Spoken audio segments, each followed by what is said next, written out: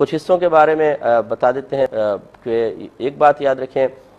کہ گائے اور اونٹ کے اندر زیادہ سے زیادہ 7 حصے دار ہو سکتے ہیں، اس سے زیادہ نہیں۔ اگر 8 آدمیوں نے حصہ ملایا تو کسی کی بھی قربانی نہیں ہوگی۔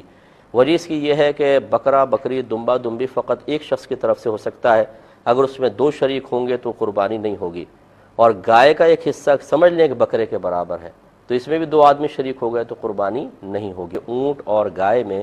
زیادہ سے زیادہ 7 حصے دار ہو سکتے ہیں، لہٰذا اگر 8 حصے دار ہو گئے، مثال کے طور پہ 8واں ملا لیا گیا، تو آپ یہ دیکھیں کہ ہر حصے میں 2 آدمی شریک ہو جائیں گے، کیونکہ اگر ایک ایک حصہ سب کی طرف سے مان لے تو پھر جو 8واں شریک ہے وہ کسی نہ کسی کے حصے کے ساتھ شریک ہوگا،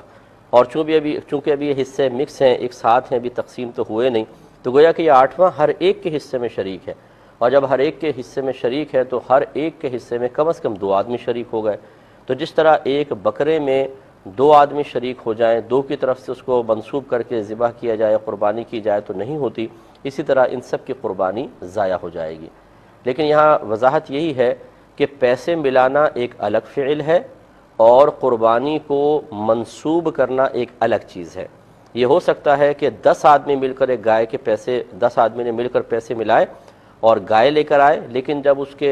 حصے مختص کرنے لگے، خاص کرنے لگے تو 7 کو ہی کیے کہ فلاں 3 نے کہا ہماری طرف سے نہیں، پیسے ہم نے بھی ملا دیے۔ تو پیسے ملانے سے کوئی فرق نہیں پڑتا، اصل میں حصے منسوب کرنا یہ اصل مسئلہ ہوتا ہے۔ تو اگر 2 کی طرف سے یہ کہا کہ ایک حصہ ہے 2 کی طرف سے، ایک بکرا ان 2 کی طرف سے، یہ ہے منسوب کرنا، اور یہ غلط ہوگا، اس سے پھر قربانی ضائع ہوگی۔ گائے اور اونٹ میں 7 سے زیادہ حصے دار نہیں ہو سکتے، جبکہ بکرا بکری دمبا دمبی میں ایک آدمی کی طرف سے وہ ایک جانور ہوگا۔ اگر 2 آدمی شریک ہو جائیں،